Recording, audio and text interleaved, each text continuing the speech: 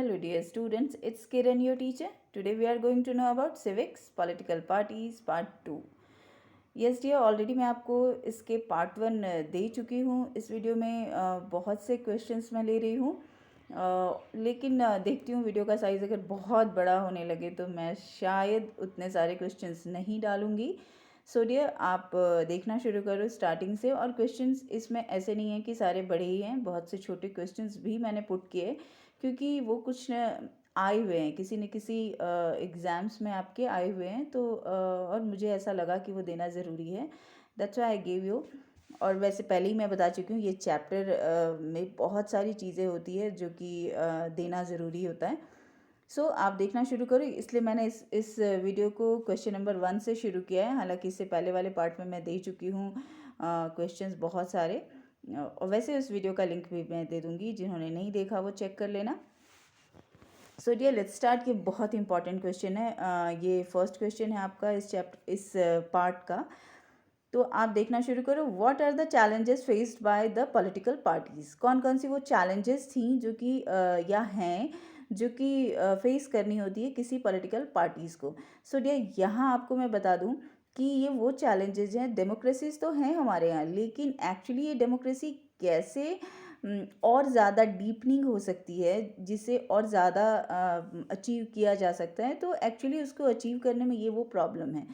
यानी डेमोक्रेसी रहते हुए भी हमारी पॉलिटिकल पार्टीज़ भी कुछ प्रॉब्लम फेस कर रही हैं। तो पहला क्या है, आप देखो कौन कौन सी प्रॉब्लम है। फर्स्ट प्रॉब्लम कह रहे हैं लैक ऑफ इंटरनल डेमोक्रेसी, आंतरिक डेमोक्रेसी का अभाव होना।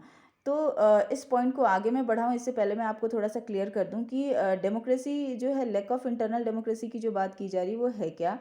तो आपने नोटिस तो किया होगा ना कि घर में ही अगर आपके यहाँ आप छोटे हो, लेकिन जो भी आपके घर के लोग, फैमिली मेम्बर जो वोटिंग करने जा रहे होते हैं, तो आपने ये नोटिस किया होगा कि घर का जो ओनर हो, घर के जो एक्टिव मेंबर हों, वो जो कह देते हैं जिन्हें वोट देने, स्पेशली जो घर की फीमेल्स होती हैं वो उनको ही जाके वोट देती हैं।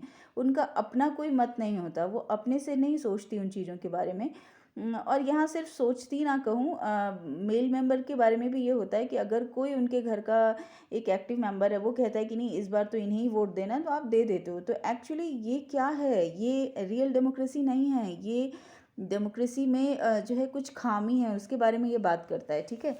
तो वैसे ही खामी जो है पार्टी के भीतर भी होती है, इसी के बारे में बात की गई है। Lack of internal democracy in political parties, there is a concentration of power in few hands. Actually democracy में जो है कंसंट्रेशन है वो कुछ ही हाथ में है। और यहाँ पर जैसे क्या हो सकता है, जैसे सचेज में मैंने डाला है, in such cases some members become too powerful and all decisions while no importance is given to other members of the parties. होता क्या है इसमें कि जो पार्टी के कुछ मेंबर्स होते हैं वो बहुत पावरफुल हो जाते हैं, और बाकी लोगों की डिसीजन का, बाकी लोगों की सलाह या सुझाव, सजेशन का कोई मतलब ही नहीं होता। तो डेमोक्रेसी इसे नहीं कहते। तो एक्चुअली ये बड़ी प्रॉब्लम है रियल डेमोक्रेसी में कि हमारे यहाँ जो है लैक ऑफ इंटरनल, आंतरिक डेमोक्रेसी का अभाव है। अब मैं नेक्स्ट पॉइंट की तरफ आगे चलूँ, डायनेस्टिक सक्सेशन। और डियर, ये क्वेश्चन जो है इससे हर एक पॉइंट जो है 3 मार्क्स का बनता है, मैं बता दूंगी एंड में।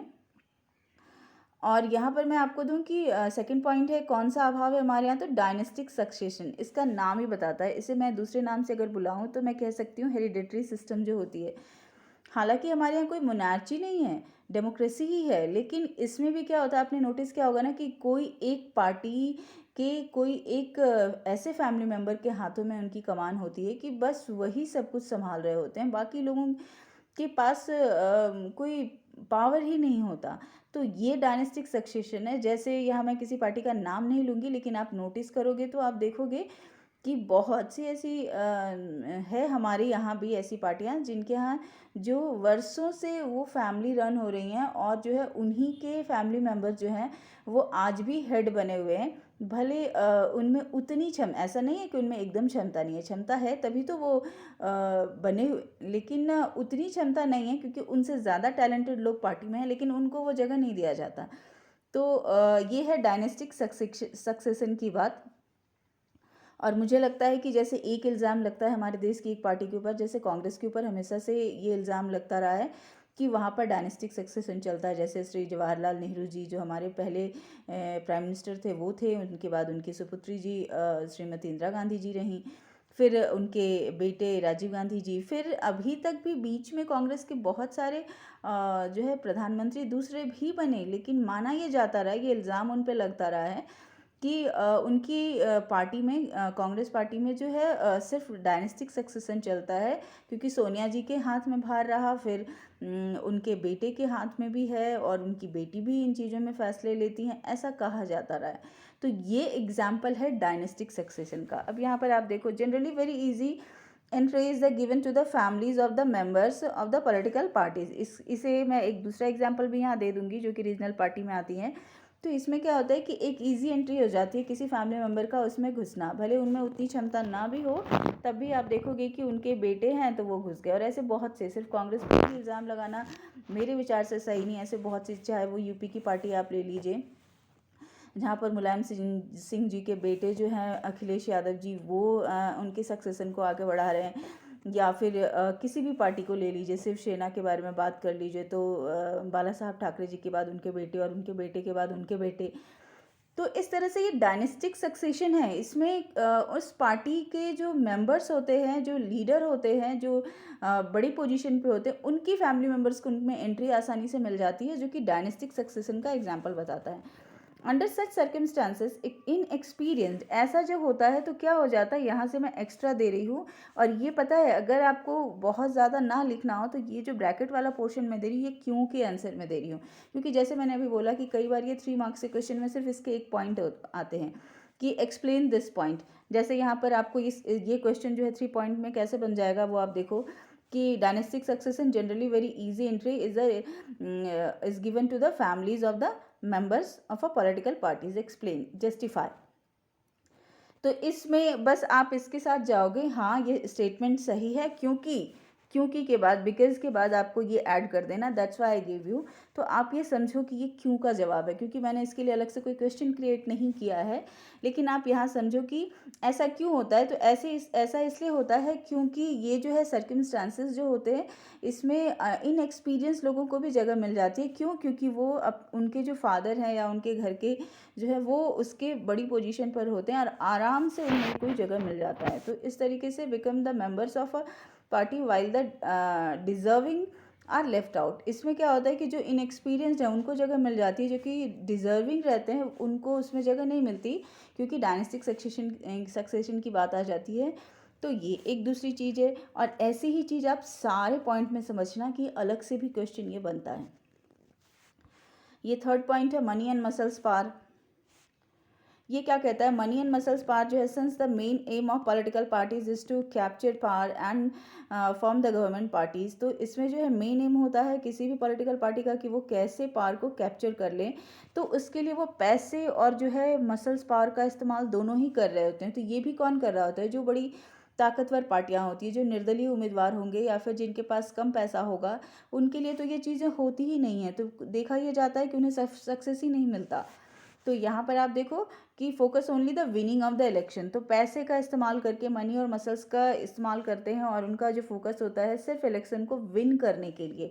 तो इसमें क्या होता है, अब यहाँ से फिर आप वैसे ही समझना, इस क्वेश्चन में भी मैंने ये दिया है कि क्यों, कैसे का जवाब है कि कैसे उनके पास इतने पैसे या इतना मनी पावर का इस्तेमाल करते हैं, क्योंकि many business houses influences the decisions of the party and government by providing funds to the parties। इसको आप ऐसे समझो, मैं थोड़ा एक्सप्लेन करना चाहती हूँ कि मनी एंड मसल्स पावर का इस्तेमाल किया जाता है पार्टियों में। इसमें क्या होता है, जो बड़ी पार्टियां होती हैं और देश के जो बड़े बड़े इंडस्ट्रियलिस्ट होते हैं, ये किसी पार्टी को बहुत सारा फंड देते हैं उनके चुनाव के काम के लिए। जैसे कि आप जानते ही हो, स्टैंडर्ड 9th में आपने पढ़ा है कि इलेक्शन कमीशन ने कुछ फिक्स किया हुआ है, जैसे 25 लाख जो है वो आप खर्च कर सकते हैं किस में, लोकसभा के चुनाव में, और 10 लाख जो है स्टेट असेंबली के चुनाव में खर्च किए जा सकते हैं। और मैंने आपको बताया है कि ये दिखने वाला फिगर है, दिखने वाले फिगर में वो इससे ज़्यादा भले ही ना खर्च करते हों, लेकिन हिडन फिगर में वो इससे कई गुना ज़्यादा खर्च करते हैं इसके।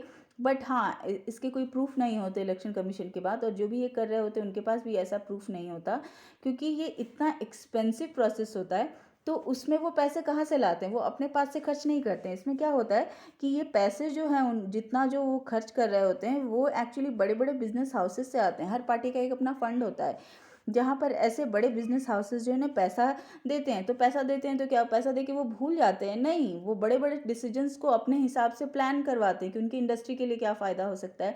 अब इसमें आप अपने देश की सारी इंडस्ट्रीज़ जो बड़ी इंडस्ट्रीज़ हैं उन सबको ले सकते हो, किसी एक को लेना इसमें सही नहीं है। क्योंकि जितनी भी बड़ी इंडस्ट्री हमारे देश की या दुनिया के किसी भी देश में वही इन्हें फंड प्रोवाइड करती हैं, ठीक है। Your next question your next point is decline of meaningful choice. होता क्या है कि अभी जो है लोग मनी मसल्स पार का इस्तेमाल करते हैं, डायनेस्टिक सक्सेशन का इस्तेमाल करते हैं, तो जिसकी वजह से जो है मीनिंगफुल चॉइस ही नहीं होता जनता के पास, किसे वोट दें, कहाँ जाएं। Due to decline of the ideological differences voters do not have many option during the elections. तो इसमें क्या होता है कि आइडियोलॉजिकल डिफरेंस है ही नहीं। अब इसको ध्यान से समझना।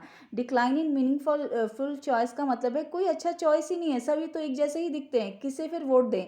अगर हम इसे वोट नहीं दें तो फिर किसे दें, उनमें भी तो वही चीज़ होती है। जबकि मैं बता चुकी हूँ कि इंडिया में मोर देन 750 पार्टीज़ हैं, लेकिन कोई मीनिंगफुल चॉइस ही नहीं है, सभी में कुछ ना कुछ वैसी चीज़ है। Due to decline of ideological differences voters do not have many options during the elections. Voter के पास कोई ज़्यादा ऑप्शंस ही नहीं होते कि वो किसको वोट दें और क्या करें।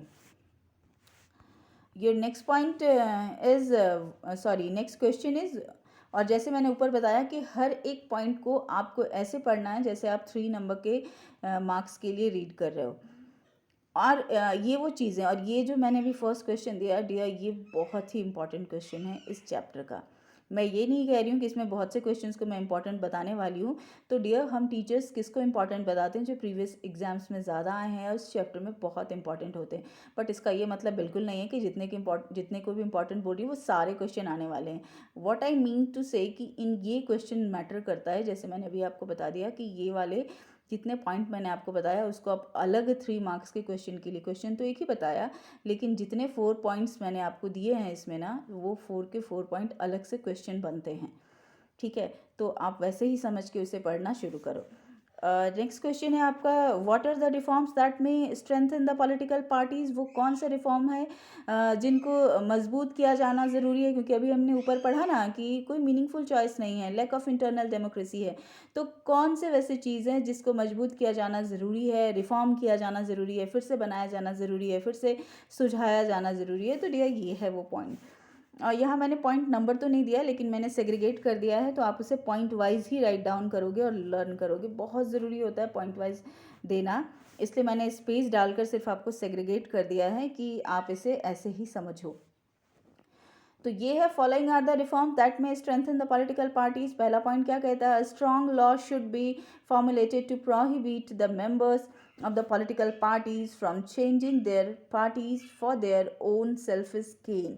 यानी एक स्ट्रॉन्ग कानून बना दिया जाना चाहिए, और कानून बनाकर उसको है फॉर्मुलेट भी करना चाहिए, इम्प्लीमेंट भी करना चाहिए, ताकि प्रोहिबिट कर सकें, रोक सकें इसके पार्टी के जो फैमिली मेम्बर्स है, पॉलिटिकल पार्टीज़ के जो हैं, वो जो है अपने फ़ायदे के लिए, अपने सेल्फिश गेन के लिए इसका इस्तेमाल नहीं करें।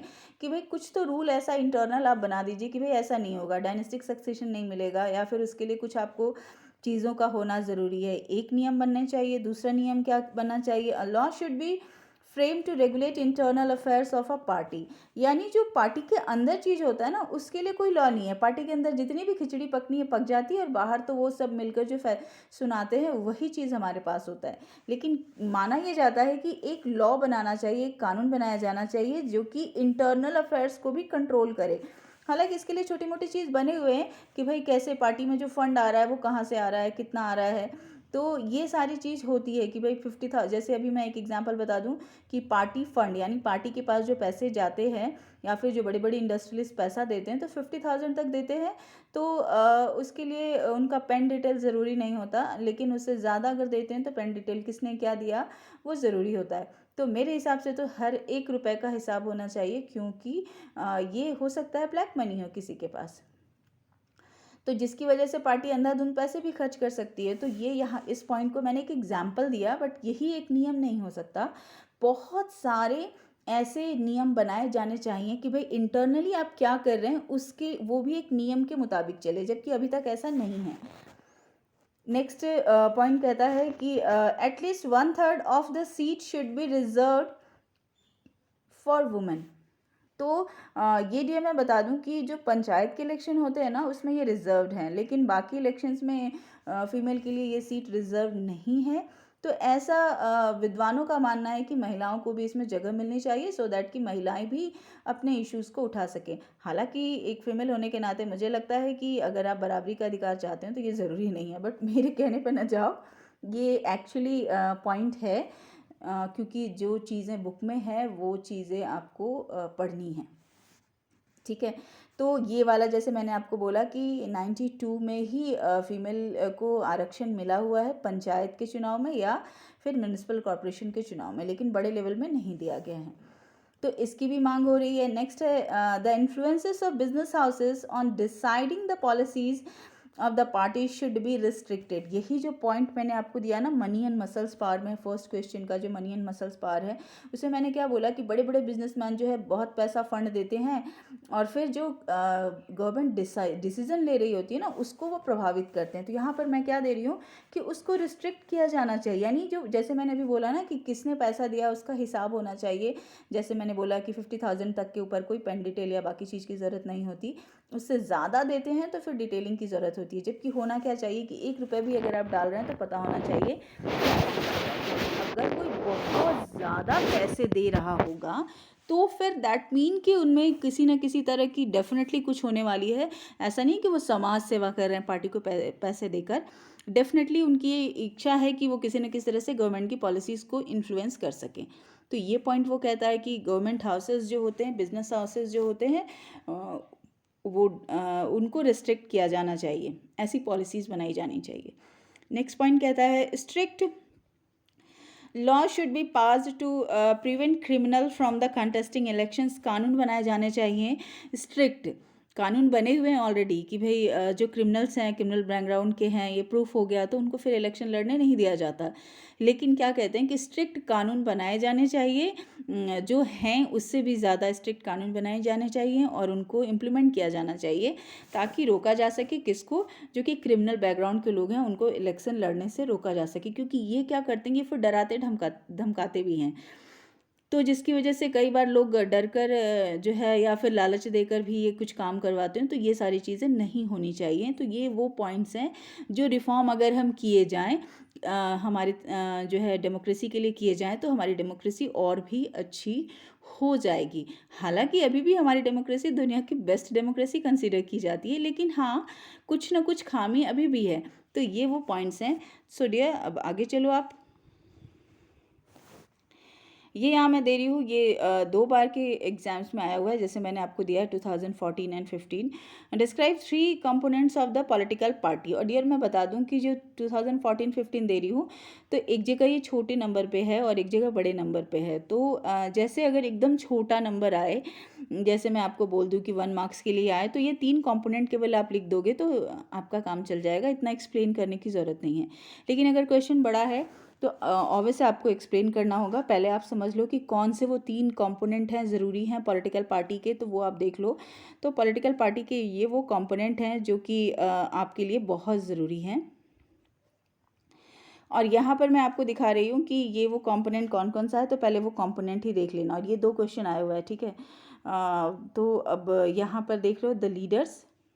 नेक्स्ट मैं आपको दिखा दूँ ये लीडर्स के अलावा और कहाँ हैं, तो this one active members and third one. तो ये अगर 1 मार्क्स में ही केवल आता है, फॉलोअर्स या द वोटर्स, ठीक है। तो आप इतना भी लिख देते हो तो आपका काम चल जाता है, लेकिन मैं इसे एक्सप्लेन कर रही हूँ क्योंकि अलग से मैं इसके लिए कोई क्वेश्चन नहीं जनरेट कर रही हूँ छोटा।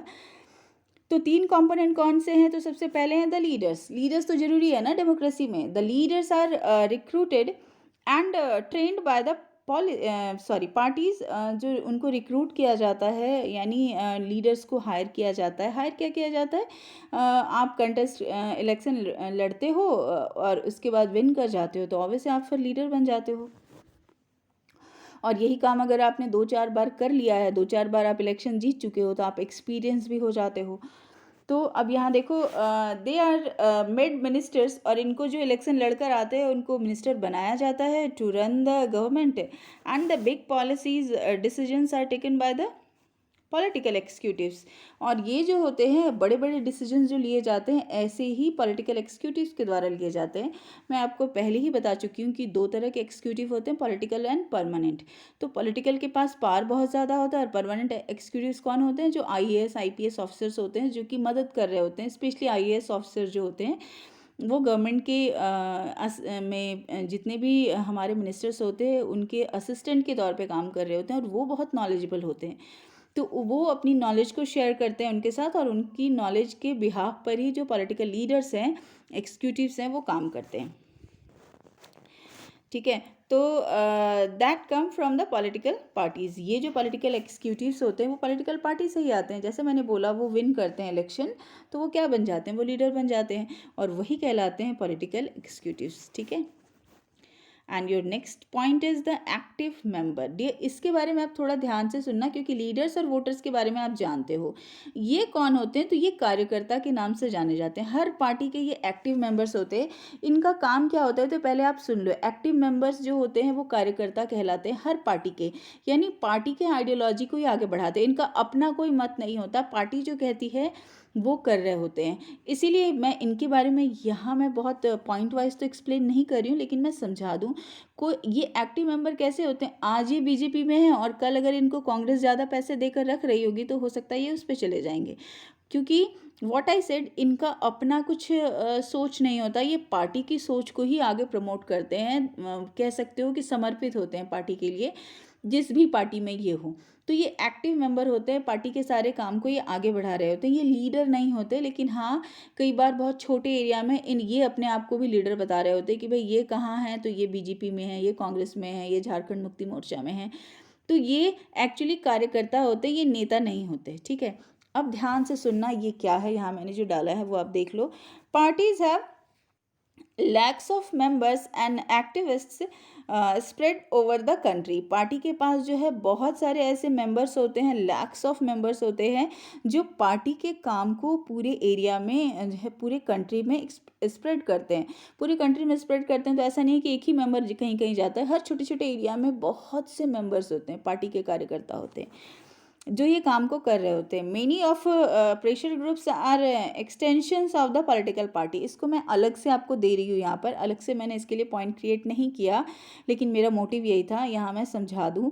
कई बार ऐसा होता है कि बहुत से ऐसे प्रेशर ग्रुप भी होते हैं, जो मैंने इससे पहले वाले वीडियो में दिया है आपको प्रेशर ग्रुप के बारे में। इसमें भी एक छोटा क्वेश्चन मैंने डाला है, तो मैं वहाँ भी समझाऊंगी। और प्रेशर ग्रुप क्या, अलग से प्रेशर राइज करने की बात होती है। तो ये प्रेशर ग्रुप क्या हो सकता है? ऐसी पार्टी का एक्सटेंशन हो सकता है। ठीक है, ये प्रेशर ग्रुप जो होता है कोई पॉलिटिकल ग्रुप नहीं होता, लेकिन अब जैसे मैं एक पार्टी का एक विश्व हिंदू परिषद की बात मैं करूं अगर, जो कि हमारे देश की बड़ी नामी संस्था है, ये पॉलिटिकल पार्टी नहीं है, लेकिन माना ये जाता है, ऐसी बात होती है कि विश्व हिंदू परिषद जो है उनके जो मेंबर्स होते हैं वो डिवोटेड होते, या फिर जो बीजेपी है इनका लिंक होता है आपस में, और जो है विश्व हिंदू परिषद की बहुत सी बात बीजेपी मानते हैं, और बीजेपी के लिए बहुत बड़ा वोट बैंक है। दैट मीन वो कोई विश्व हिंदू परिषद कोई पॉलिटिकल पार्टी नहीं है, लेकिन फिर भी वो इनके समर्थक और सपोर्टर हैं, और उनके यहाँ जो भी जा रहे होंगे वो इनको सपोर्ट कर रहे होंगे। ठीक है, तो वैसे ही हर पार्टी के कुछ न कुछ होते हैं। Many of the pressure groups are extension of the political parties. तो इस तरह से पॉलिटिकल पार्टी के एक्सटेंशन होते हैं among different sections of society, और डिफरेंट सेक्शंस ऑफ सोसाइटी से ये बिलोंग करते हैं। But since most of the members belong to a party, they go by the directions of the party leaders. तो एक तरह से ये एक्टिव मेंबर की खासियत है। अगर अलग से क्वेश्चन बनता है, इसलिए मैंने थोड़ा एडेड फीचर इसमें डाल दिया है। और अगर एक साथ ही केवल पूछा जा रहा है कि 3 कंपोनेंट कैसे है, तो इस पार्ट को आप स्किप कर सकते हो। ठीक है, ये पार्ट मैंने क्यों ऐड किया, यहाँ से यहाँ तक जो मैंने ऐड किया है ये पार्ट, ये मैंने इसलिए ऐड किया क्योंकि कई बार आपसे ये पूछा जाए कि कौन कह होते हैं ये एक्टिव मेंबर, इनका क्या काम होता है, तो उसके लिए मैंने एडिशनल फीचर यहाँ डाल दिया है। अब आप यहाँ देखना शुरू करो कि ये जो एक्टिव मेंबर्स होते हैं ये belong to a party, but ये मोर और लेस पार्टी के ही अंदर होते हैं। They go by the directions of party, यही इनका मेन मोटिव होता है। वो पार्टी के डायरेक्शन के हिसाब से ही आगे बढ़ते हैं, पार्टी के लीडरशिप के हिसाब से, irrespective of their personal opinion. इनका पर्सनल ओपिनियन की तरफ ये नहीं जाते, क्योंकि मैंने स्टार्टिंग में क्या बोला कि एक्टिव मेंबर जो है हो सकता है आज बीजेपी में हो, कल कांग्रेस में चले जाएं और परसों वो जो है झारखंड मुक्ति मोर्चा या जितनी 750 पार्टीज़ मैंने बताई हैं तो वहाँ चले जाएं, क्योंकि इनका कोई अपना ओपिनियन नहीं होता, ये पार्टी के डायरेक्शंस के हिसाब से जाते हैं। ये होते हैं एक्टिव मेंबर्स, जिनको नॉर्मल बोलचाल की भाषा में पार्टी के कार्यकर्ता के रूप में जाना जाता है। ठीक है।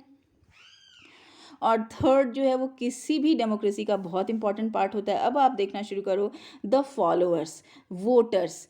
ऑब्वियस है, वोटर के बिना तो कोई डेमोक्रेसी चल ही नहीं सकती। तो आप देखो, the followers are the ordinary citizens who believe in the policies of the respective party and give popular support through elections. तो आप इसको सिंप्लीफाई ऐसे कर लो कि फॉलोअर्स क्या होते हैं, वो ऑर्डिनरी सिटीजन होते हैं आपके और हमारी तरह। सिर्फ हम बिलीव करते हैं कि कौन सी पार्टी की पॉलिसीज़ हमें पसंद आ रही है और हम उनको वोट देते हैं।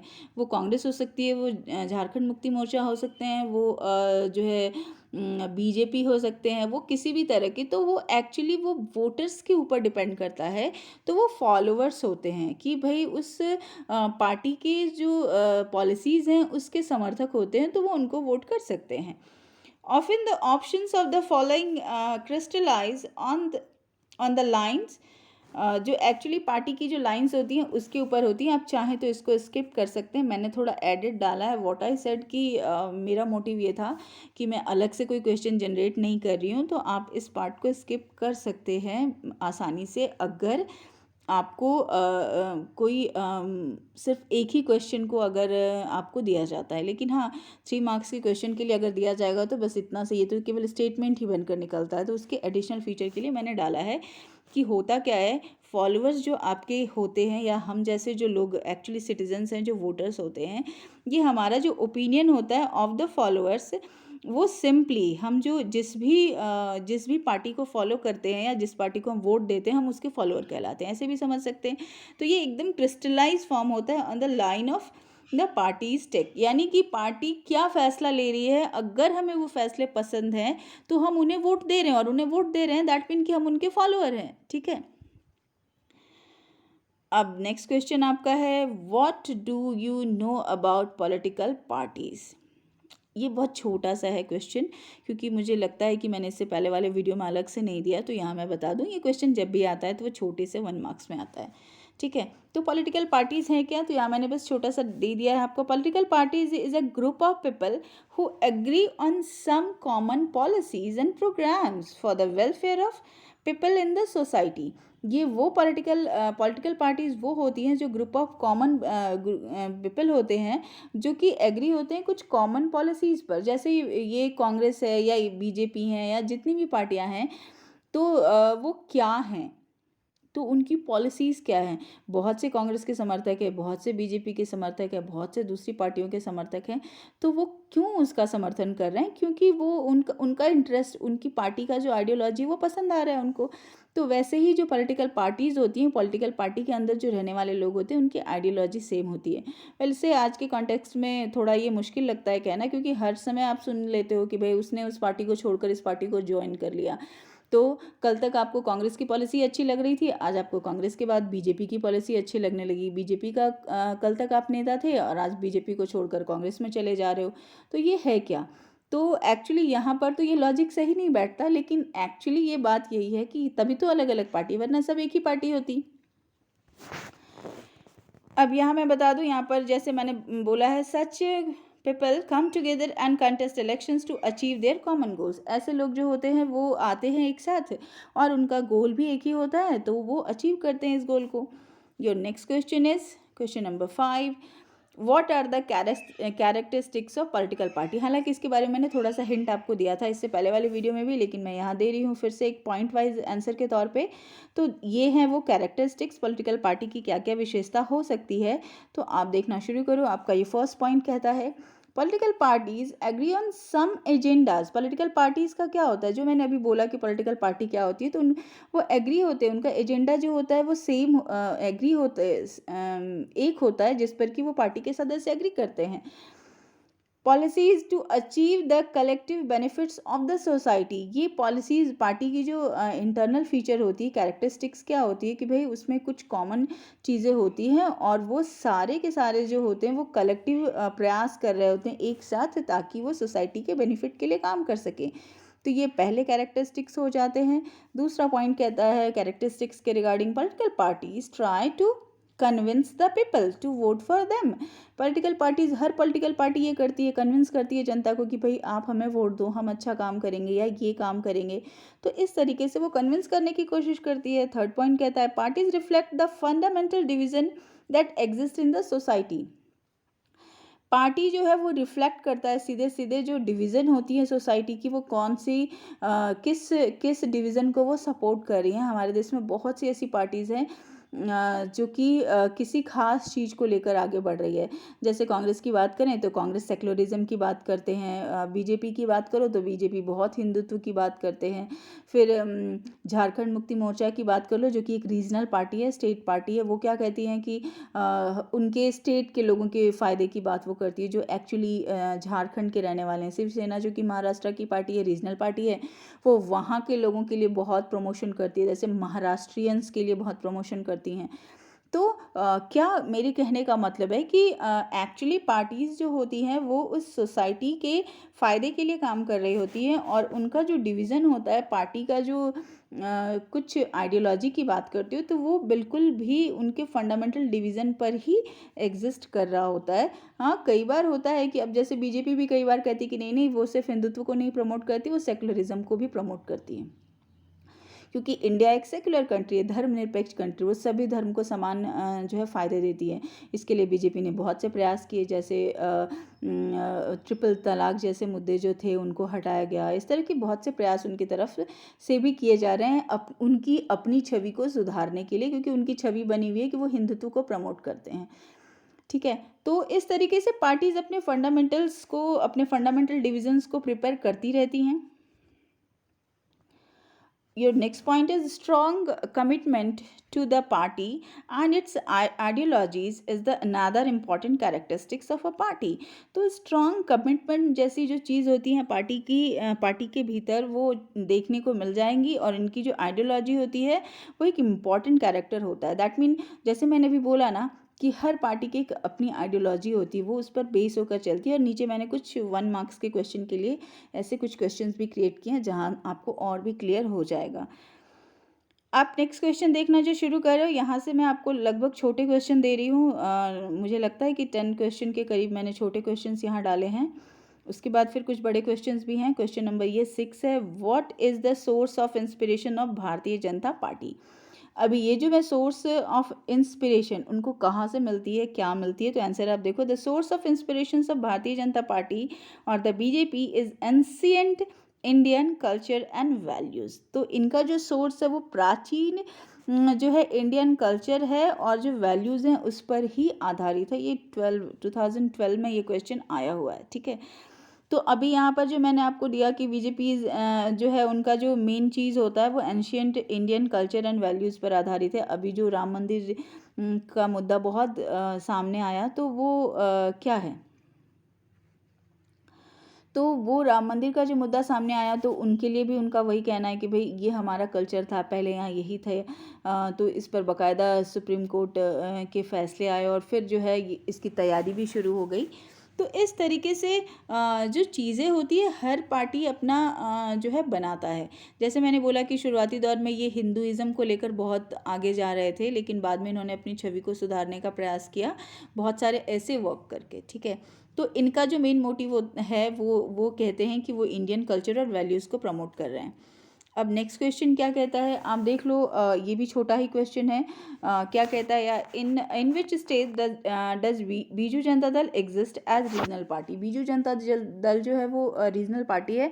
डियर, ये सारे जो 1 मार्क्स के क्वेश्चन मैं किसी पार्टी को लेकर दे रही हूँ ना, ये अगर आप चेक करना चाहो तो पेज नंबर तो एग्जैक्ट मैं नहीं बता पा रही हूँ यहाँ पर, लेकिन मैंने इससे पहले वाले वीडियो में वो पूरा मैप आपको दिखाया है, जिसमें मैंने आपको दिया है कि बुक में उसमें रीजनल पार्टीज़ के बारे में पूरा दिया गया है। तो आप वो पहले वाले वीडियो में जब चेक करते हो तो सारी पार्टीज़ को वहाँ पर दिया गया है कि किस स्टेट में कौन सी पार्टी है, दैट मीन रीजनल पार्टी हैं। और उसी वीडियो में मैंने आपको ये भी क्लियर किया है कि रीजनल पार्टी के निशान जो है वो मैच कर सकते हैं। जैसे मैंने बोला कि झारखंड मुक्ति मोर्चा झारखंड की पार्टी है, उनका भी बो एंड एरो है, और शिवसेना जो कि महाराष्ट्र की पार्टी है, उनका भी इलेक्शन सिंबल जो है बो एंड एरो ही है। तो चूंकि ये रीजनल पार्टी अलग अलग जगह में ही ये कंटेस्ट करती है, तो इनके इलेक्शन सिंबल सेम हो सकते हैं। हाँ, जब ये पार्टीज़ नेशनल पार्टी बन जाएंगी तो इनको फिर इलेक्शन कमीशन कोई सिंबल प्रोवाइड करेंगे इलेक्शन के लिए, अगर दोनों पार्टी नेशनल पार्टी बन जाती हैं तो। अभी तो नहीं।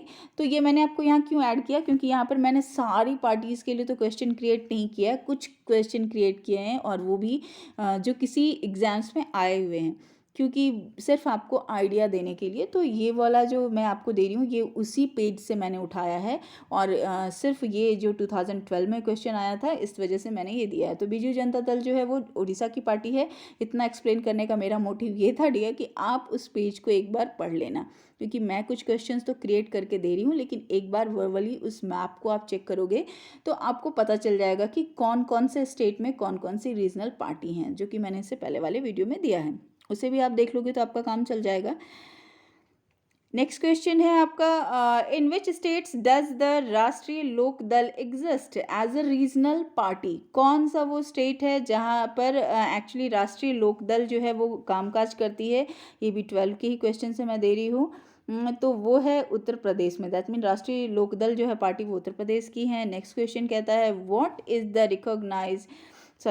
अ रिकॉग्नाइज पॉलिटिकल पार्टी। ये है क्या, किसे हम कहते हैं रिकॉग्नाइज पॉलिटिकल पार्टी। तो डियर सिंपल सी चीज़ ये है जिसे इलेक्शन कमीशन रिकॉग्नाइज कर देता है। अब यहाँ आंसर देख लो, recognize political party is a party recognize by the election commission. ठीक है, इसी को मैंने बोला है चीफ इलेक्शन कमीशन भी कहते हैं, CEC के नाम से भी आप जानोगे। ठीक है, या फिर IEC भी कई जगह है, इंडिपेंडेंट इलेक्शन कमीशन, या फिर कहीं EC भी है। तो ये एक्चुअली रिकॉग्नाइज की जाती हैं इलेक्शन कमीशन के द्वारा with all the privileges and facilities. सारी प्रिविलेजेस, सुविधाएं और फैसिलिटीज़ के बिहाफ पर। अब ये समझने के लिए कि भाई वो कौन सी पार्टी किसको नेशनल और स्टेट पार्टी का दर्जा मिलता है, इससे पहले वाले वीडियो में मैंने उसके फीचर्स दिए हैं, तो वो पढ़ो, यहाँ मैं एक्सप्लेन नहीं कर पा रही हूँ डियर। अब नेक्स्ट क्वेश्चन मैं आपको बता दूं, what does universal adult suffrage stand for. ये आप बचपन से ही जानते रहे हो, जब से आपने सिविक्स पढ़ना शुरू किया और डेमोक्रेसी पढ़ना शुरू किया।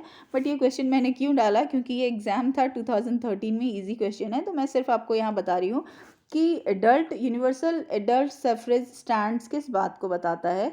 तो राइट टू वोट। अभी तो आप इसमें शामिल नहीं हो क्योंकि अभी आप छोटे हो, 18+ के होते ही आप भी यूनिवर्सल एडल्ट सफरेज में जो है शामिल हो जाओगे और आपको भी राइट टू वोट मिल जाएगा। Your next question is given 1 point of difference between pressure group and the political party. आपको पता है ये क्वेश्चन मैं इससे पहले वीडियो में भी डाल चुकी हूँ, लेकिन फिर से मेरे नज़र पड़ी तो मैंने इसमें भी डाला है, क्योंकि इस वीडियो में भी ऊपर मैंने प्रेशर ग्रुप के बारे में बात की है। तो अब मैं यहाँ आंसर आपको दे रही हूँ। अब प्रेशर ग्रुप है क्या, तो प्रेशर ग्रुप जो होता है ना वो कोई पॉलिटिकल पार्टी नहीं होता, और पॉलिटिकल पार्टी जो होता है वो तो होता है, दैट मीन उनका जो है वजूद होता है। प्रेशर ग्रुप का वैसा कोई वजूद नहीं होता, लेकिन फिर भी अपनी बात मनवाने में कामयाब होते हैं। Pressure group is an organized और अनऑर्गेनाइज्ड बॉडी। ये हो सकता है ऑर्गेनाइज्ड भी हो कोई ग्रुप, या फिर अनऑर्गेनाइज्ड बॉडी भी हो सकता है, that seems to promote its interest. और इनका मेन मोटिव होता है इनके खुद के इंटरेस्ट को आगे बढ़ाना। इसी एग्जाम्पल के लिए मैंने आपको इससे पहले वीडियो में बोला है कि बहुत सारे ऐसे प्रेशर ग्रुप में, जैसे मैंने आपको एग्जाम्पल दिया अभी रिसेंट जो केसेस चल रहे हैं, सुशांत मर्डर केस, इसी का एग्जाम्पल दिया है। तो इसमें प्रेशराइज करके आप देख रहे हो ना, तो ये जनता जो है ऑनलाइन ही इन चीज़ों को प्रेशराइज करके उन्होंने CBI की जांच को मनवा लिया है एक तरीके से, और इस पर ये जांच शुरू हो चुकी है। तो इसमें एक्चुअली ये प्रेशर ग्रुप का ही योगदान ज़्यादा था, बाद में इसमें ऑब्वियसली पॉलिटिकल पार्टी भी इन्वॉल्व हुई, दैट मीन बिहार में भी उनका केस चल रहा था, तो बिहार के जो गवर्नमेंट है उन्होंने इसकी रिक्वेस्ट की कि भाई इसका सीबीआई इन्वेस्टिगेशन होना चाहिए। बट ये मैंने एग्जाम्पल क्यों दिया, लेटेस्ट एग्जाम्पल मैंने दिया सो दैट कि आपको ये समझ में आना चाहिए कि ये जो इनका मुहिम चला ये अनऑर्गेनाइज था, ये कोई ग्रुप के तरफ से अलग से कुछ नहीं हुआ, आम जनता ही इतना ज़्यादा सोशल मीडिया पे एक्टिव हो गई कि ये काम जो है पॉलिटिकल पार्टी को मानना पड़ा। और इस तरीके से आप यहाँ देख सकते हो कि प्रेशर ग्रुप हो सकता है कि वो ऑर्गेनाइज्ड भी हो और अनऑर्गेनाइज्ड भी हो। अब यहाँ जो है नेक्स्ट पॉइंट आप देख लो, while a political party is a body that seeks to attain political power by the contesting election. जबकि पॉलिटिकल पार्टी तो एक ग्रुप होती है, एक ऑर्गेनाइज पॉलिटिकल पार्टी जो होती है वो ऑर्गेनाइज्ड होती हैं, ठीक है। और इनका जो मेन मोटिव होता है पॉलिटिकल पावर अटेन करना, इलेक्शन को कंटेस्ट करना, ये उनका मेन मोटिव होता है। नेक्स्ट क्वेश्चन है क्वेश्चन नंबर 12, ये भी बहुत छोटा सा एक क्वेश्चन है, आंसर के हिसाब से क्वेश्चन ही बड़ा है, बस ये क्वेश्चन जो है ये आप देख रहे हो ये 2014 का है, मैंने दिया है कुछ नाम मैंने इसमें ऐड किए हैं, उस वजह से मैंने ये ऐड कर दिया है क्वेश्चन। क्या कहता है, name the national political parties which draws, उस नेशनल पॉलिटिकल पार्टी के बारे में बताओ जो कि इंस्पिरेशन लेता है या किसके इंस्पिरेशन के बिहाफ पर आधारित ये पार्टी है। और यहाँ पर उनके नाम दिए गए हैं कि किनका इंस्पिरेशन है, draws inspiration from the teaching of Sahu ji Maharaj, उसके बाद महात्मा फूले नायकर एंड बाबा साहेब अम्बेडकर। तो बाबा साहेब अम्बेडकर के बारे में आप बहुत अच्छे से जानते हो और महात्मा फूले के बारे में भी आपने पढ़ा है, हिस्ट्री में पढ़ा है, हालांकि इनके बारे में 8 स्टैंडर्ड 8 की हिस्ट्री में सोशल रिफॉर्मर के तौर पे ये जाने जाते थे। लेकिन हाँ, यहाँ पर आप देखो कि इनकी आइडियोलॉजी के बिहाफ पर कौन सी वो पार्टी चल रही है, तो इस पार्टी का नाम है बहुजन समाज पार्टी। और डियर इसके लिए मैंने इससे पहले वाले वीडियो में दिया है, इसकी शुरुआत करने वाले का नाम क्या था, तो कांशीराम जी ने इस पार्टी की शुरुआत की थी। तो इस पार्टी की आइडियोलॉजी जो है वो इनके ऊपर आधारित है, दैट मीन जो पिछड़े वर्ग हैं समाज के उनके लिए ही ये पार्टी एक तरह से बनाई गई थी कांशीराम जी के द्वारा। और कांशीराम जी ने इन सब रिफॉर्मर्स की सोच से ही इंस्पिरेशन ली थी। अब मैं नेक्स्ट क्वेश्चन आपको दे दूं, name the 2 regional parties of West Bengal. West Bengal की 2 रीजनल क्षेत्रीय पार्टी का नाम है, ये भी 2015 का क्वेश्चन था इसलिए मैंने डाल दिया है। एज आई टोल्ड यू कि उस वीडियो के यानी इसके फर्स्ट पार्ट में जो वीडियो में मैंने वो जो आपको इंडियन मैप के थ्रू जो हर राज्य की जो रीजनल पार्टी के बारे में बताया वो देखना ज़रूरी है थोड़ा। तो यहाँ मैंने ये क्वेश्चन आपको दिया है कि वहाँ की जो 2 पार्टी है, फॉरवर्ड ब्लॉक जो कि 1940 की पार्टी है, और तृणमूल कांग्रेस जो कि बहुत एक्टिव रही, ममता बनर्जी की पार्टी 1997 में एक तरह से फॉर्म हुई है। तो ये जो है वहाँ की 2 बहुत इंपॉर्टेंट रीजनल पार्टी आज की डेट में कंसिडर की जाती हैं। नेक्स्ट क्वेश्चन है, name any one political party that has national level political organizations but not recognized as national party। अब ध्यान से सुनना कि ये वो पार्टी के नाम मैं यहाँ बता रही हूँ जो एक्चुअली ये बड़ी ऑर्गेनाइजेशन है, ये जो है नेशनल लेवल की पॉलिटिकल पार्टी जैसे इनके ऑर्गेनाइजेशन है, ठीक है, जैसे ऑर्गेनाइजेशन है, लेकिन फिर भी ये रिकॉग्नाइज नहीं हुई हैं क्योंकि सिंपल सी चीज़ है, क्योंकि का जवाब कि भाई वो सारी शर्तों को फुलफिल नहीं कर पाई है जो मैंने इससे पहले वाले वीडियो में दिया कि किस पार्टी को आप नेशनल पार्टी का दर्जा देते हो और किस पार्टी को आप स्टेट पार्टी का दर्जा मतलब आप नहीं देते हो, इलेक्शन कमीशन देते हैं, तो वो किस बिहाफ पर देते हैं, तो उन शर्तों को वो पूरी नहीं करती। तो पर लेकिन हाँ, इसका ऑर्गेनाइजेशन जो है वो बहुत बड़े लेवल का है। तो वो कौन सी पार्टी है, तो आप सुन लो।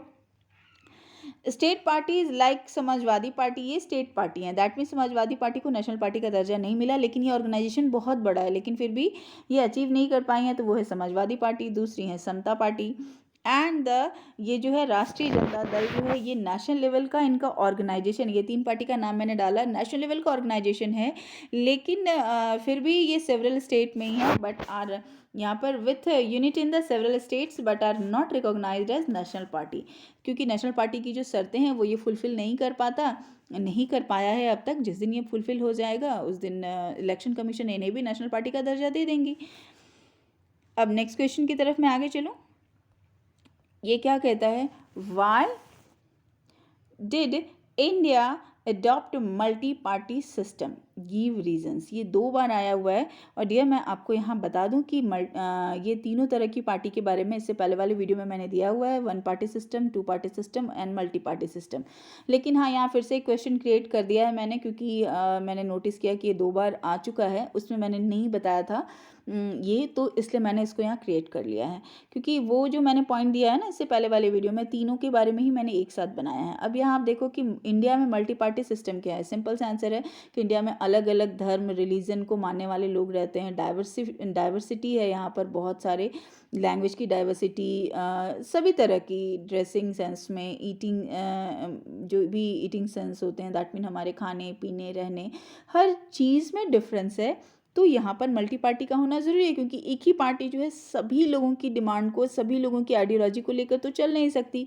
अब यहाँ देखो मैंने क्या दिया है, India adopted multi-party system because India is a large country and has a social and geographical diversity। ये फर्स्ट पॉइंट है आपका कि इंडिया एक बड़ा कंट्री है, और ये एकदम पॉइंट वाइज है डियर, इसे आप मत समझना कि मैंने एक साथ दिया है। आप जानते हो कि मुझे पॉइंट वाइज क्रिएटेड क्वेश्चंस ही पसंद आते हैं। मेरा बस चले तो शायद मैं 1 मार्क्स में भी पॉइंट क्रिएट करके दूँ, लेकिन नहीं, 1 मार्क्स के लिए कोई पॉइंट की ज़रूरत नहीं है, क्योंकि उसमें एक ही पॉइंट होता है, टू द पॉइंट आंसर आपको देना है। अब यहाँ दूसरे पॉइंट पे मैं दे रही हूँ, India is a large country has a social, sorry ये पहला ही पॉइंट है, इसमें बहुत सारी सामाजिक और जोग्राफिकल अलग अलग एरिया में रहने वाले लोग हैं। सेकंड पॉइंट कहता है it is easy to observe different diversities in a multi party system, और ये आसान हो जाता है क्योंकि अलग अलग तरह के, अलग अलग सोशल फॉर्म से बिलोंग करने वाले लोग, अलग अलग एरिया से बिलोंग करने वाले लोग हैं, तो मल्टी पार्टी सिस्टम में आसानी से ऑब्जर्व हो जाता है। इसलिए इंडिया में, दैट्स वाई इंडिया में जो है मल्टी पार्टी सिस्टम रन होता है। ये next question is question number 16 and this is mention the ideology of Indian National Congress. ये बहुत जो है शुरुआती पार्टी हम कंसीडर करते हैं इनको, और इनकी आइडियोलॉजी किस बात पर आधारित है, तो आप देखो कि कौन सी उनकी आइडियोलॉजी है। These are the ideologies of Indian National Congress. पहली आइडियोलॉजी आप देखो, under the leadership of Jawaharlal Nehru, the Indian National Congress tried to build a modern secular democratic republic in India. Secular democratic republic, that mean धर्मनिरपेक्ष democracy बनाने की तरफ अग्रसर हुए। तो नेशनल कांग्रेस जो रही है अभी की, जो हमारी कांग्रेस पार्टी है, बड़ी पार्टी, तो उनका जो मेन मोटिव था, उनका जो आइडियोलॉजी था, वो यही था, सेक्युलरिज्म को प्रमोट करना। तो इनका वो मेन मोटिव के तहत ही इन्होंने अपनी पार्टी की शुरुआत की। सेकंड मोटिव इनका क्या था, इसी के साथ मैंने इसमें पॉइंट केवल क्रिएट कर दिया, आप इसे एक साथ भी डाल सकते हो, अगर ये 1 मार्क्स में ही देता है तो इतना ही काफ़ी है। और नेक्स्ट है the party propagate secularism and welfare of the weaker sections and minorities of society. तो पार्टीज जो है वो प्रमोट करती है सेक्युलरिज्म को, साथ साथ सुधार को, समाज सेवा को, वेलफेयर को, जो कि समाज के वीकर सेक्शंस हैं सोसाइटी के, या फिर माइनॉरिटीज सोसाइटीज जो है उनके लिए ये काम कर रही होती हैं। ठीक है, क्वेश्चन नंबर 17 क्या कहता है, name any one political party of India which Guru out of the movement. यानी कोई एक पॉलिटिकल पार्टी का नाम बताओ जो कि किसी मूवमेंट के वजह से आगे आई है, या मूवमेंट की वजह से ही पार्टी बनी है, जो कि 2017 में ये क्वेश्चन बना है। आप देख लो, असम गण परिषद। ठीक है, तो असम गण परिषद जो है वो पार्टी भी मूवमेंट के बाद ही बनी। ऑडियो में यहाँ एक एग्जांपल और दे दूं, पर बुक में वो नहीं है इसलिए मैंने नहीं डाला, लेकिन वो पार्टी भी है, जैसे आम आदमी पार्टी भी, जो वो मूवमेंट के द्वारा ही बनी थी। आपको याद होगा अन्ना हजारे के द्वारा चलाया गया एक प्रयास था, जिसके बाद उनके उस प्रयास में शामिल लोगों ने ही ये एक अलग पार्टी बना ली, जो कि आम आदमी पार्टी के नाम से जानी जाती है। तो चूँकि बुक में अभी उनके बारे में वर्णन नहीं है इसलिए मैंने नहीं दिया, क्योंकि ऑब्वियसली मैं बुक को ही सपोर्ट कर रही हूँ यहाँ पर। तो ये बुक में आप असम गण परिषद के बारे में देख लो, ये पहले एक मूवमेंट चला और बाद में वहाँ की असम की पार्टी बन गई। तो आप इससे पहले वाले वीडियो में जो मैप में मैंने दिखाया है वहाँ पर आप जाके चेक कर सकते हो। और ऑब्वियस इसमें मैंने जो पेज नंबर नहीं डाला उसकी वजह यह है कि जितने सारे टॉपिक है ना, इससे रिलेटेड पेज नंबर मैं डाल चुकी हूँ इससे पहले वाले वीडियो में। अभी मैं सिर्फ क्वेश्चंस को ले रही थी जो कि किसी न किसी टर्म्स में आए हुए हैं। ठीक है, नेक्स्ट क्वेश्चन है। अब यहाँ से मैं वैसे ही शुरुआत कर रही हूँ, जो मल्टी पार्टी सिस्टम पे मैं बहुत ज़्यादा फोकस्ड हूँ, क्योंकि मैंने नोटिस किया कि बहुत से एग्जाम में आए हुए हैं। तो आप देखो यहाँ फिर से मैंने एक मल्टी पार्टी सिस्टम से रिलेटेड बड़े क्वेश्चन को लेने की कोशिश की है। अब आप यहाँ देखना शुरू करो कि ये इंडिया के रिगार्डिंग ये क्वेश्चन है। हालांकि ऊपर भी मैंने जो अभी दिया था वो इंडिया के रिगार्डिंग ये है कि इंडिया में क्यों है ये, लेकिन इसे मैंने थोड़ा सा ब्रॉडली एक्सप्लेन करने की कोशिश की है। तो what is multi party system, why has India adopted a multi party system, explain कीजिए, 2015 का क्वेश्चन है। नेक्स्ट इसी तरह की और में मैंने दिया है, how has multi party system strengthen democracy in India, कैसे मल्टी पार्टी सिस्टम इंडिया की डेमोक्रेसी को स्ट्रेंथन कर रही है, मजबूती दे रही है। तो अब आप देखना शुरू करो आंसर में, ये यहाँ से यहाँ तक तो सिर्फ मैंने मल्टी पार्टी सिस्टम के लिए ही दिया है। ये हो सकता है कि एक जगह जो मैंने डेफिनेशन दिया है हो सकता है उसे आपको याद करने में दिक्कत हो, तो उसे ही मैंने एक दूसरे फॉर्मेट में यहाँ डाल दिया है। आप देख लो कि मल्टी पार्टी सिस्टम ये जो है यहाँ से यहाँ तक सिर्फ इसलिए दिया है कि मल्टी पार्टी सिस्टम है क्या, जो एक्चुअली मैंने इससे पहले वाले वीडियो में भी थोड़ा एक्सप्लेन किया है। तो मल्टी पार्टी सिस्टम है क्या, तो इस सिस्टम में क्या होता है, the government is found by the various parties coming together. तो इसमें क्या होता है कि बहुत सारी पार्टी इसमें एक साथ आती है, एक साथ आ जाती है और क्या बनाती है, कोलिजन गवर्नमेंट भी बनाती है। जैसे कि ये आप जानते हो कि आपके देश में 3 इंपॉर्टेंट जो है पार्टी बनी, वैसे तो 750 पार्टीज़ हैं, लेकिन 3 मेन पार्टी बन गई हैं कोलिजन होकर, जिसको बोलते हैं UPA, NDA and left front के नाम से हम जानते हैं। और ये बुक में भी आपको मिल जाएगा, NDA that mean national democratic alliance, इसके लिए मैंने क्वेश्चन इसमें क्रिएट किया है। एनडीए की जो मेन पार्टी है वो बीजेपी है, यूपीए यूनाइटेड प्रोग्रेसिव अलायंस की जो मेन पार्टी है वो कांग्रेस है।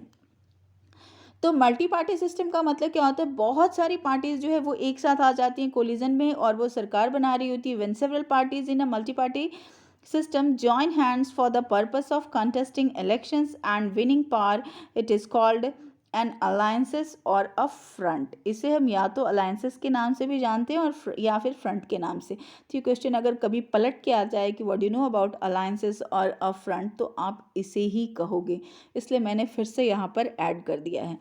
अब मैं आगे चलूँ कि क्यों इंडिया में मल्टी पार्टी सिस्टम है, बहुत बार मैं एक्सप्लेन कर चुकी हूँ और फिर से मैं कर रही हूँ यहाँ पर।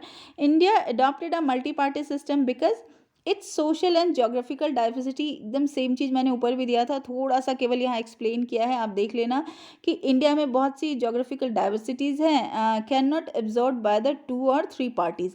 तो इतनी सारी डिफरेंसेस हैं इंडिया में कि वो सिर्फ 2 या 3 पार्टी से तो नहीं चल सकती। और ये भी बात है कि किसी एक पार्टी को बहुमत नहीं मिलता, जिस वजह से भी पहले ही अलायंस बना लिए जाते हैं, जो मैंने अभी तीनों के नाम आपको बताए। और ये वही तीनों के नाम मैं यहाँ आपको दे रही हूँ। अलग से हो सकता है ये क्वेश्चन क्रिएट हो कि कौन से वो 3 मेन अलायंसेस हैं इंडिया की, तो आपको सिर्फ इतना ही लिखना है जो मैं यहाँ दे रही हूँ। इंडिया में there were 3 majors alliances in a parliamentary election. India के जो पार्लियामेंट्री इलेक्शन होती है उसमें 3 मेजर अलायंसेस बनाई गई हैं। और डियर फिर से मैं रिमाइंड कर दूं कि अलग से भी क्वेश्चन बनता है कि कौन मेजर अलायंसेस हैं। 3 नहीं भी दिया जाएगा आपको, ये पूछा जा सकता है कि कौन सी वो मेजर अलायंसेस हैं इंडिया की पार्लियामेंट्री इलेक्शन के लिए या लोकसभा के इलेक्शन के लिए, ऐसे भी हो सकता है क्वेश्चन। तो आंसर है आपका सबसे पहला है एनडीए, नेशनल डेमोक्रेटिक अलायंसेस, जिसको हम एनडीए के नाम से जानते हैं, जिसकी मेन पार्टी बीजेपी है, यानी बड़ी पार्टी बीजेपी है। यूपीए यूनाइटेड प्रोग्रेसिव अलायंसेस, इसकी मेन पार्टी कांग्रेस है। एंड द लेफ्ट फ्रंट, ये भी एक अलग है, लेकिन एक्चुअली इन्हीं 2 पार्टी के बीच में ज़्यादा कुछ चलता है। अब इसी के साथ मैं दे रही हूँ, सॉरी डियर, मैं थोड़ा सा आगे चली गई, मैं आपको फिर से दे देती हूँ। This is your question number 16।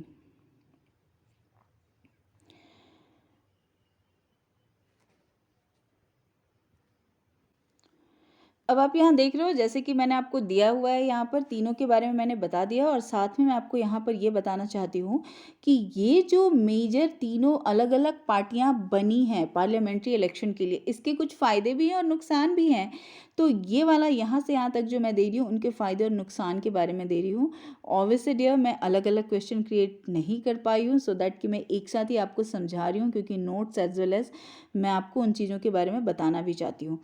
तो आप देख रहे हो कि यहाँ पर ये जो तीनों पार्टी के बारे में मैंने बताया कि जो कि एक अलायंस के तौर पे काम करती हैं, तो ये पार्टियों के क्या फ़ायदे और क्या नुकसान है वो आप देखो कि this system on one hand leads to political instability. Yes, ये ध्यान रखना कि ये जो सिस्टम आज हमने शुरू किया है, हमारे देश में जो शुरू किया है, जिसकी वजह से राजनीतिक अस्थिरता का माहौल है, but at the same time allow for a variety of interest and opinion to every political representation। लेकिन यही चीज़ एक तरफ तो इंस्टेबिलिटी प्रोड्यूस करती है, दूसरी तरफ ये बहुत से इंटरेस्ट, अलग अलग इंटरेस्ट, वैरायटी ऑफ इंटरेस्ट की और ओपिनियंस को एक साथ जो है लाती है और पॉलिटिकल रिप्रेजेंटेशन देती है, जो कि अच्छी चीज़ है। क्योंकि जैसे हम लोगों ने बात की कि मल्टी पार्टी सिस्टम होने की वजह या फिर आज हमारे देश में आज के टाइम पे ये सक्सेसफुल क्यों है। पहले तो एक ही पार्टी विन करती थी और बहुत लंबे टाइम तक कांग्रेस ने जो है मेजॉरिटी हासिल की है, लेकिन आज के टाइम पे क्या हो गया है कि अलायंसेस के तौर पर ही आगे जा रही हैं। तो वजह शायद यही है कि बहुत सारी डाइवर्सिटी है और सारे लोगों को अगर एसोशिएट करके चलना है तो ये एक तरीका है। हालांकि ऐसा नहीं है कि इसकी कोई खामी नहीं है, ये जो है इंस्टेबिलिटी भी क्रिएट करता है आपके बीच में। अब मैं यहाँ आपको बताऊं कि ये क्या है। Each country develops a party system that is suitable for its special circumstances. यानी मल्टी पार्टी सिस्टम की दूसरी एक खासियत है कि क्या है, तो हर पार्टी जो है वो डेवलप करती है पार्टी सिस्टम, ठीक है। और इसमें हर पार्टी नहीं, सॉरी, ईच कंट्री जो है वो डेवलप करती है एक पार्टी सिस्टम जो कि सुटेबल होता है इसके सोशल सर्कमस्टांसेस के आधार पर। यानी वो कौन सी सामाजिक परिस्थिति को सूट करता है, उस आधार पर हर कंट्री में कुछ न कुछ ऐसी पार्टियां होती है। India has evolved as a multi party system because multi party system facilitates representation of regional and geographical diversity. तो वजह एक यहाँ भी मैंने ऐड ऑन कर दिया है कि हर देश में पार्टी सिस्टम चलता है। इंडिया में मल्टी पार्टी सिस्टम चलने की वजह, इंडिया में इतनी सारी पार्टीज होने की वजह क्या है कि यहाँ पर बहुत सारे डाइवर्सिटीज़ हैं और हर डाइवर्सिटीज़ को किसी एक या दो या चार पार्टी में समेटना मुश्किल है। इसलिए इतनी सारी पार्टियाँ हैं जो कि एक्चुअली सभी डाइवर्सिटीज़ को समेटे हुए हैं और फिर वो अच्छे से प्रॉपरली डेमोक्रेसी को रन करा रही हैं। तो ये खासियत है। मुझे लगता है मैंने मल्टी पार्टी सिस्टम को जितना मैं डिस्कस कर सकती थी मैंने दोनों वीडियो में डिस्कस कर दिया है। अब आपके ऊपर है आप कितना ऐसे करते हो। नेक्स्ट क्वेश्चन जो है वो ऑब्वियस है, बहुत इंपॉर्टेंट है। हालांकि मैं यहाँ जो आपको दे रही हूँ वो 2015 के आए क्वेश्चन को दे रही हूँ, बट हाँ ये पहले ही इसके पार्ट 1 में भी मैं बता चुकी हूँ कि चैप्टर बहुत बड़ा है, इसमें बहुत से क्वेश्चंस बनते हैं, पर ये क्वेश्चन जो है इस चैप्टर की जान है। जैसे हालांकि इससे पहले वाले क्वेश्चन को ही मैंने आपको बोला है, lack of internal democracy within parties is a major challenge to the political party the world analyze the statement। Dear, ये जो लैक ऑफ इंटरनल डेमोक्रेसी है ना, ये मैंने आपको ऊपर ही दिया है ये पॉइंट। और मैंने क्यों दिया यहाँ पर तो मैं बता दूं, क्योंकि मुझे ये दिख गया कि 2015 में आया और 3 मार्क्स के क्वेश्चन में ये है कि आपने देखा होगा, अगर आप एकदम, अभी मैं एकदम टॉप पे नहीं जा रही हूँ क्योंकि फिर टाइम बहुत लग जाता है, तो लेकिन वहाँ पर आप देखोगे कि ये पॉइंट मैंने दिया है कि क्या कमी है हमारी डेमोक्रेसी में इंटरनल। तो लैक ऑफ इंटरनल डेमोक्रेसी मैंने आपको पॉइंट में दिया और मैंने वही बोला था कि 3 मार्क्स के क्वेश्चन में भी बनता है कि 2015 में आया। तो लैक ऑफ इंटरनल डेमोक्रेसी तो है ही within parties is a major challenge to the political parties all over the world due to these reasons. क्या वजह है, तो वो आप देखना शुरू करो कि पूरी दुनिया में है प्रॉब्लम, ऐसा नहीं है कि सिर्फ इंडिया में है। तो पहली प्रॉब्लम आप देखो, most political parties do not practice open and transparent procedure for their functioning. ज़्यादातर जो पॉलिटिकल पार्टीज़ है वो बिल्कुल भी अलग से या फिर ओपन वे में काम नहीं कर रही होती, ट्रांसपेरेंट काम नहीं कर रही होती, इस वजह से ये प्रॉब्लम है। और यहाँ पर फिर से मैंने एक ब्रैकेट में जो दिया है ये आप समझ लीजिए कि ट्रांसपेरेंट वे में काम नहीं करती। इसका एग्जाम्पल अगर आपसे पूछा जाए तो इसके आंसर के लिए मैंने यहाँ डाला है ब्रैकेट में, तो आप उसके हिसाब से समझना। केवल अगर इतना ही क्वेश्चन पूछा जाए तो ये वाले को डालने की ज़रूरत नहीं है। ये मैंने इसलिए डाल दिया है कि अलग से फिर इसके लिए कहाँ डालने जाऊँ, तो ये एग्जाम्पल है कि कौन कौन सी चीज़ ट्रांसपेरेंट नहीं है पार्टी के भीतर, कौन कौन से प्रैक्टिस ट्रांसपेरेंट नहीं है। तो जैसे मेंटेनिंग मेंबरशिप रजिस्टर, किसको क्या बनाया गया, क्यों, कौन से मेंबर्स हैं, उसके लिए आप जो है रजिस्टर प्रॉपर मेंटेन नहीं करते जो कि जनता के सामने आप दिखा सकें। हाँ, अपने लिए आप करते होगे पर जनता के सामने तो आप नहीं दिखाते। उसके बाद है होल्डिंग ऑर्गेनाइजेशनल मीटिंग। इंटरनल जो भी मीटिंग होती है वो जनता के सामने नहीं होती, जो आपको बताना होता है वो आके आप प्रेस कॉन्फ्रेंस कर देते हो। तो ये बहुत ज़रूरी है कि जो भी इंटरनल मीटिंग भी हो रही हो उसे भी आप जो है डिस्क्लोज़ करें, जनता के सामने लाएं। तभी तो लाएंगे जब आपके पास रिकॉर्ड होगा। तो वही कहते हैं कि यहाँ पर होल्डिंग ऑर्गेनाइजेशनल मीटिंग और कंडक्टिंग इंटरनल इलेक्शंस रेगुलरली तो इंटरनल ऑर्गेनाइजेशंस के भीतर जो मीटिंग हो रही है और उनके भीतर जो इलेक्शन हो रहा है कि पार्टी में कौन अध्यक्ष बनेगा, क्या होगा, उसको डिस्क्लोज कोई पार्टी नहीं करती। वो अंदर ही रहता है, जो भी घालमेल होता है, या फिर कोई खुश होते हैं, कोई नाखुश होते हैं, कोई पावरफुल मेंबर ही केवल जो है वोट देता है और बाकी की कीमत नहीं होती। क्या अंदर होता है वो पता नहीं चलता। तो ये चीज़ है कि ज़्यादातर जो पार्टीज़ हैं वो अपने काम में ना तो ट्रांसपेरेंट है और ना उनका प्रोसीजर ट्रांसपेरेंट है। तो ये कौन कौन सी चीज़ में ट्रांसपेरेंसी नहीं दिखती, तो यहाँ मैंने एग्जाम्पल में दिया है कि वो कौन कौन सी चीज़ है जहाँ वो ट्रांसपेरेंट नहीं है। दैट मीन उनका छुपा हुआ कुछ चीज़ वहाँ रहता है जो कि जनता के सामने आना चाहिए। नेक्स्ट है कि ऑर्डिनरी मेंबर्स जो होते हैं पार्टी के, वो क्या होते हैं of the party do not gate sufficient information. जो साधारण मेंबर होते हैं ना पार्टी के, जैसे मैंने भी ऊपर दिया कि जो एक्चुअली एक्टिव पार्टिसिपेंट होते हैं, एक्टिव मेंबर्स होते हैं, जिनको हम बोलते हैं ना कार्यकर्ता, जो मैंने भी ऊपर क्वेश्चन में दिया, तो उनके पास तो ज़्यादा जानकारी नहीं होती। बस जो पार्टी की मेन अथॉरिटी ने बोल दिया बस उन्हें वो काम करना है, तो सफिशिएंट इन्फॉर्मेशन उनके पास नहीं होता on the happening in the party. Party के अंदर क्या हो रहा है बस उनको एक जानकारी दे दी जाती है, तो ये भी सही बात नहीं है। इस वजह से जो है पार्टी के काम में ट्रांसपेरेंसी नहीं आती। There are very few chances for the an ordinary worker to rise to the top in the party. बहुत कम चांसेस होते हैं कि पार्टी का कोई कार्यकर्ता है जो बाद में नेता बन जाए, मतलब नहीं के बराबर चांसेस होते हैं वैसे ही कुछ हो जाए जिसमें पार्टी का जो कार्यकर्ता है वो कोई नेता बन जाए। ठीक है, तो ये गलत बात है, ये ट्रांसपेरेंसी का एग्जाम्पल नहीं है। फिर आप देखते हो at the most a few leaders exercise Paramount power. इसमें क्या होता है, लैक ऑफ इंटरनल डेमोक्रेसी का ये सबसे बड़ा एग्जाम्पल है कि जो सबसे बड़ी पावर होती है वो किसके हाथ में होती है, तो जो लीडर होते हैं उसके अंदर, बहुत बड़े जो लीडर होते हैं ना, उनके भीतर, उनके हाथ में ये पावर होती है कि वो पैरामाउंट पावर होता है कि वो क्या डिसीजन लेंगे। पैरामाउंट पावर यानी सबसे महत्वपूर्ण पावर, यानी होल एंड होल वही होते हैं, जो कि सही नहीं है। नेक्स्ट पॉइंट कहता है those who disagree with the leadership find it difficult to continue in the party. और अगर गलती से कोई ऐसा कार्यकर्ता, कोई ऐसा मेंबर है जो अपोज कर दे पैरामाउंट पावर को या मेन लीडर को, तो फिर उनका उस पार्टी में रहना मुश्किल हो जाता है। वो अपनी मर्जी से नहीं अगर छोड़ते तो उनको निकाल दिया जाता है, जो गलत है डेमोक्रेसी में, क्योंकि डेमोक्रेसी में तो हर किसी को अधिकार होता है। नेक्स्ट पॉइंट कहता है leaders take advantage and favour people close to them. ये सबसे बुरी बात है, जो कि डायनेस्टिक सक्सेशन का भी एग्जाम्पल मैंने इसमें पुट कर दिया है कि लीडर्स क्या करते हैं, वो फ़ायदा उठाते हैं या फिर उनको फ़ायदा देते हैं जो उनके फेवर में हो या उनके जानने वाले हो, उनके रिश्तेदार हों। यही तो मैंने आपको ऊपर पॉइंट में दिया था ना, डायनेस्टिक सक्सेशन में क्या होता है कि कई बार उनमें बहुत ज़्यादा एक्सपीरियंस नहीं होता, नॉलेज नहीं होता, तो भी उनको ले लिया जाता है, और जो बहुत यूज़फुल मेंबर होते हैं, बहुत नॉलेजेबल होते हैं, उनको जो है छोड़ दिया जाता है। तो ये बहुत बुरी बात है, जो कि जिसकी वजह से हमारे यहाँ डेमोक्रेसी का डीप किया जाना, डीपनिंग ऑफ डेमोक्रेसी होना बहुत ज़रूरी है। अगर इन सारे प्रॉब्लम्स को शॉर्ट आउट कर लिया जाए तो हमारी डेमोक्रेसी और ज़्यादा गहराएगी और अच्छी बन जाएगी। योर नेक्स्ट क्वेश्चन, जो कि एक्चुअली 2011 का आया हुआ क्वेश्चन है, वो मैं यहाँ आपको दे रही हूँ, और कुछ जगह तो 2015 और 16 में भी और के फॉर्म में आया था, इसलिए मैं दे रही हूँ। वैसे मुझे लगता है कि अब मुझे बंद करना चाहिए, देखती हूँ इससे ज़्यादा इस क्वेश्चन को आप देखो, फिर मैं आगे कुछ और भी क्वेश्चन है, बट मुझे लगता है मैंने ऑलमोस्ट चीज़ें दे दी हैं, उन्हीं को मैंने अलग अलग फॉर्म में बनाया था, लेकिन वीडियो का साइज़ बहुत बड़ा हो रहा है।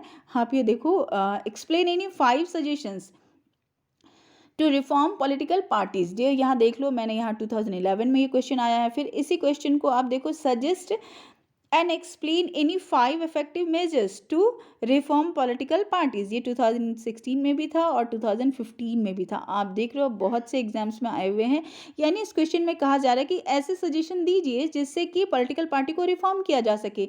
ऊपर से हम खामी ही पढ़ रहे थे कि dynastic succession, lack of internal democracy, ये सब क्या था कि डेमोक्रेसी तो है लेकिन फिर भी रियल डेमोक्रेसी नहीं है, क्योंकि ये कमियां हैं हमारी पॉलिटिकल पार्टीज़ में।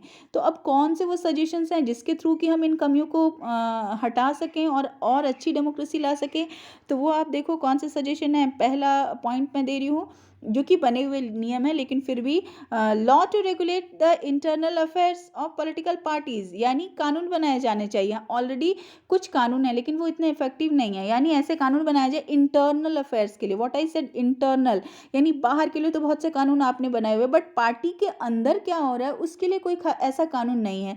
तो इंटरनल अफेयर्स जो हो रहे हैं, हर पार्टी के अंदर की जो बात है उसके लिए भी एक कानून बनाया जाना चाहिए, जिससे कि कार्यकर्ता को भी लगे कि उसकी पार्टी के अंदर गलत हो रहा है तो वो कंप्लेन कर सके।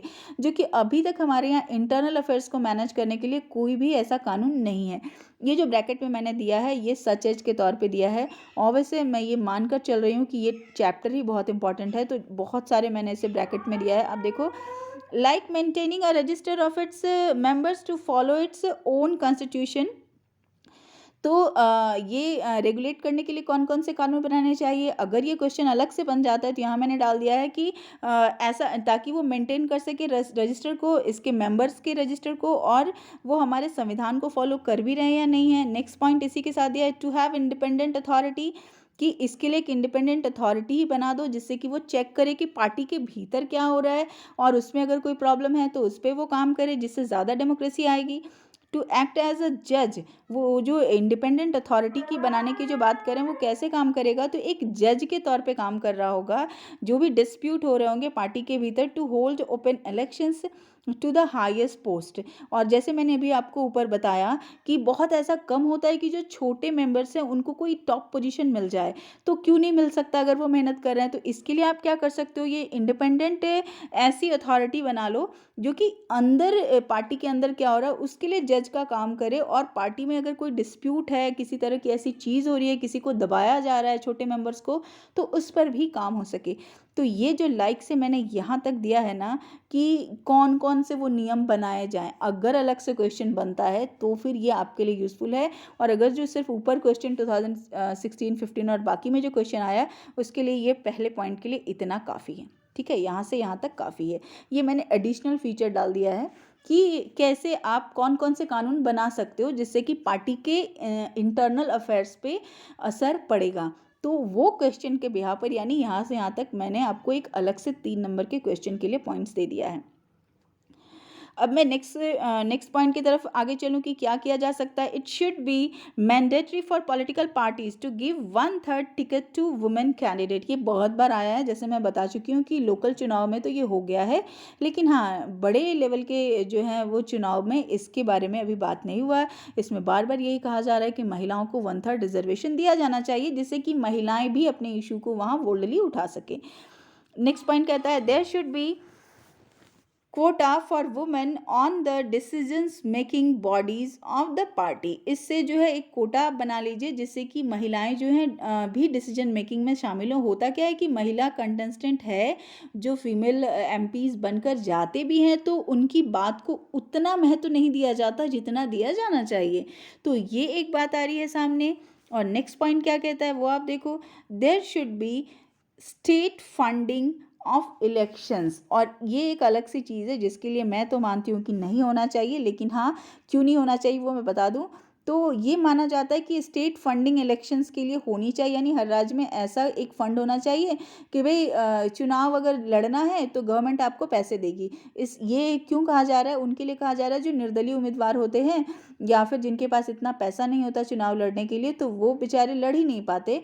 तो उस मोटिव से ये कहा गया है कि भाई एक स्टेट फंडिंग बना लो और चुनाव लड़ने के लिए आप पैसे दो। लेकिन अगर ये बन जाएगा, ये इट्स माय ओपिनियन, कि स्टेट फंडिंग अगर आप बना लेते हो तो हर पार्टी को फिर आप पैसे दोगे, तो जो ऑलरेडी पार्टी पैसे वाली बनी हुई है, जिनके पास ऑलरेडी इतना फंड है, उनको भी आप पैसे दोगे सरकारी पैसे लड़ने के लिए, तब तो उनकी चांदी हो जाएगी।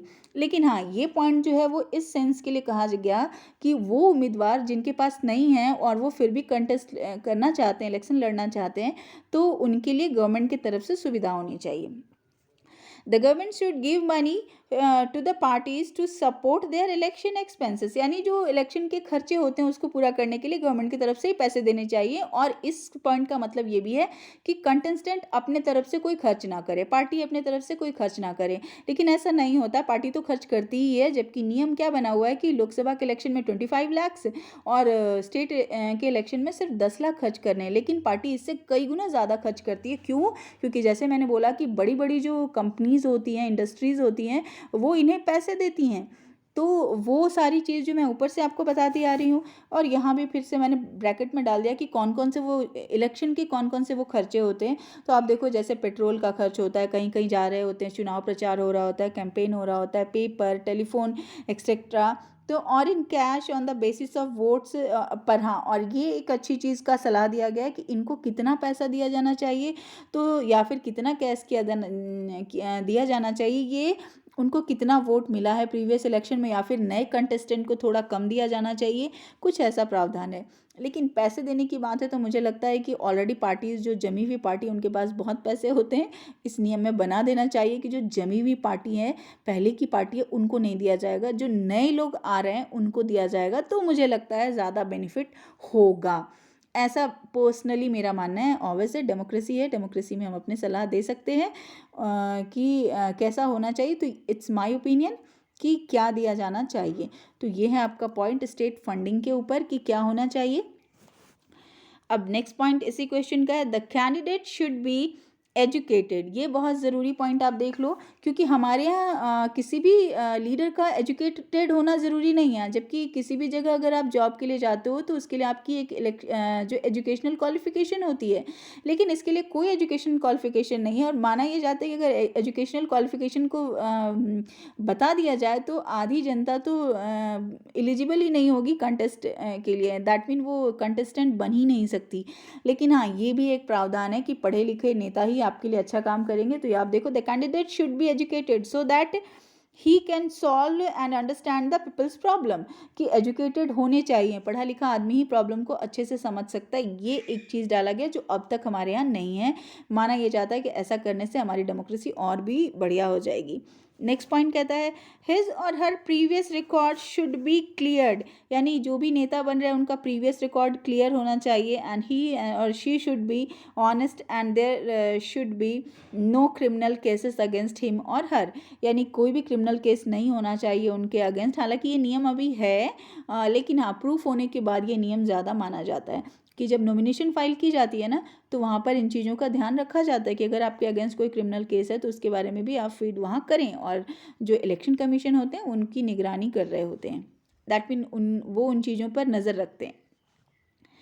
Your next point is that कि ये है क्या। तो इसके बाद बस एक क्वेश्चन और दूंगी और ज़्यादा नहीं दूंगी, आप देख लो ये वाला पॉइंट पहले। Citizens can reform politics if, जो आम जनता है, हम जैसे लोग, आप तो अभी वोटर बने नहीं हो, तो वो भी रिफॉर्म कर सकती हैं पॉलिटिक्स को, if they take part directly and join the political parties, कि हम जैसे लोग अगर पॉलिटिकल पार्टीज़ को ज्वाइन कर लें, अगर हमारी कोई ऐसी सोच है तो शायद हम बदल सकते हैं। ये अलग बात है कि पॉलिटिकल पार्टी में घुसने के बाद हम भी उन्हीं के ढर्रे में अपने फ़ायदे उठाने की बात करने लगें तो फिर तो बात अलग है। लेकिन माना यह जाता है कि अगर आपके दिमाग में कोई बात है तो वैसे लोग जो हैं पॉलिटिक्स में ज्वाइन होने चाहिए, सो दैट कि वो पॉलिटिकल रिफॉर्म्स ला पाएँ।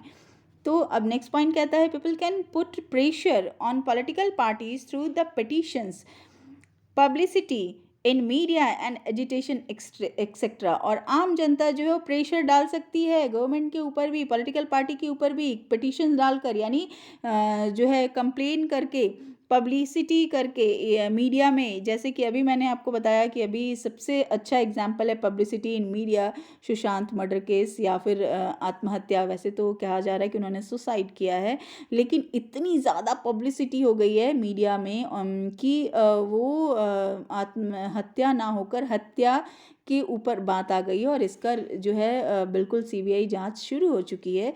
तो ये क्या है, आम जनता का ही तो प्रेशर है, कोई भी वो अलग से पॉलिटिकल पार्टी तो नहीं थी।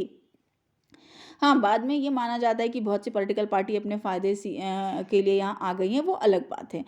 तो अब यहाँ ये लास्ट क्वेश्चन है इस वीडियो का जो बहुत बड़ा हो चुका है, examine the role of opposition party in a democracy. ये क्वेश्चन आया हुआ है 2014 में। आप देख लो कि अपोजिशन पार्टी का बहुत बड़ा रोल होता है डेमोक्रेसी में। बिना अपोजिशन की डेमोक्रेसी रन ही नहीं हो सकती।